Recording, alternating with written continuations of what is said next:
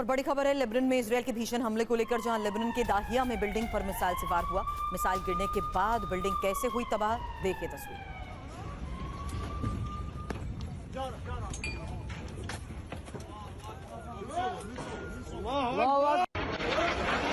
Lebanon में हमले का एक और वीडियो, जहां कई जगहों पर आईडीएफ ने हमलों को अंजाम दिया। बमबारी के बाद अलग अलग जगहों पर धमाके।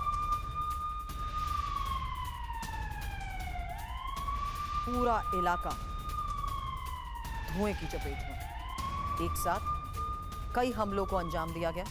दो तस्वीरें एक साथ आपको दिखाते हैं, जिससे साफ है कि किस तरीके से आईडीएफ अब हिजबुल्लाह के गढ़ में लगातार हमलों को अंजाम दे रहा है।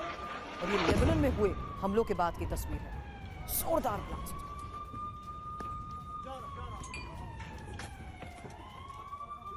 अब ईरानी धर्मगुरु का ट्रंप के खिलाफ फतवा। बड़ी खबर आपको बता दें, ट्रंप की हत्या के लिए फतवा जारी हुआ है।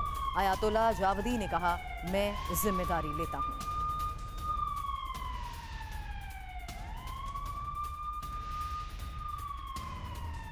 युद्ध का 7वां दिन और बड़ा ऐलान, ट्रंप के लिए खूनी प्लान। खबर क्या है? ईरानी धर्मगुरु आयतुल्लाह जावदी अमोली का ये फतवा, जहां इजरायली और ट्रंप की हत्या के लिए फतवा जारी किया गया है। फतवे को धार्मिक संघर्ष और जिहाद से जोड़ा गया। इसका मतलब क्या है? राजनीतिक और धार्मिक गुस्से को भड़काया जा रहा है। युद्ध के समय लोगों को एकजुट करने की ये कोशिश है। ऐसे में सवाल ये कि आगे होगा क्या? तनाव और बढ़ सकता है, जवाबी हमले तेज होंगे। हकीकत यह है कि तबाही का दायरा हर रोज बढ़ रहा है और सऊदी से लेकर अजरबैजान तक ईरान के ड्रोन पहुंच रहे हैं, जबकि अरब सागर से लेकर हिंद महासागर तक अमेरिका आक्रामक हो उठा है। युद्ध का विस्तार तेजी से हो रहा है। तीसरे विश्व युद्ध के संकेत मिल रहे हैं और ईरान ने अब नए पैटर्न से हमले शुरू कर दिए। सिर्फ सैन्य ठिकानों पर नहीं, बल्कि अरब के उन ठिकानों पर भी हमले तेज हो गए हैं जिसे अरब देश का रहने लगे। अभी भी ईरान को नहीं रोका गया तो विध्वंस का सबसे खौफनाक दौर मध्य पूर्व में आरंभ हो सकता है। ईरान जिन अरब देशों पर हमले कर रहा है, उनमें कुवैत कुल जरूरत का 90% पानी डीसैलिनेशन प्लांट से लेता है, जबकि ओमान 86% और सऊदी अरब 70%, बहरीन 90%, यूएई करीब 50%, जबकि इजराइल 70% पानी समंदर से निकाले खारे पानी को मीठे में बदलकर इस्तेमाल करता है।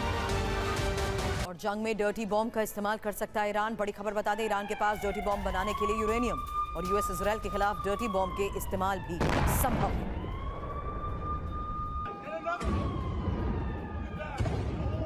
सवाल यही कि क्या ईरान डर्टी बॉम्ब का करेगा इस्तेमाल? खबर क्या है?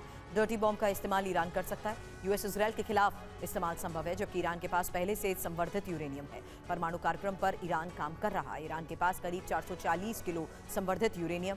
ईरानी यूरेनियम लगभग 60% तक संवर्धित और डर्टी बॉम्ब बनाने के लिए 90% संवर्धन की जरूरत है। ईरान 90% संवर्धन यूरेनियम बना सकता है। अब अमेरिका ने खामनेई को तो खत्म कर दिया, लेकिन ईरान में सत्ता अभी भी उनके उसूलों पर चलने वालों के हाथों में ही है।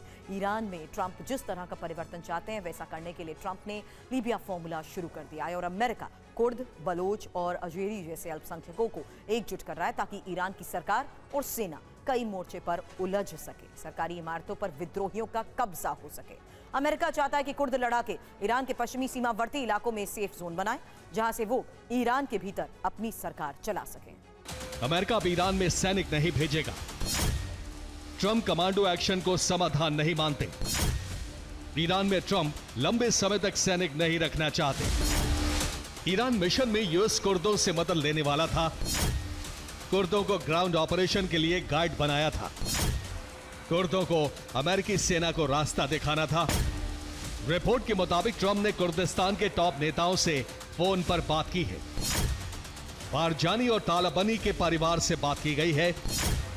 दोनों नेता लंबे समय तक कुर्दों का नेतृत्व कर चुके हैं।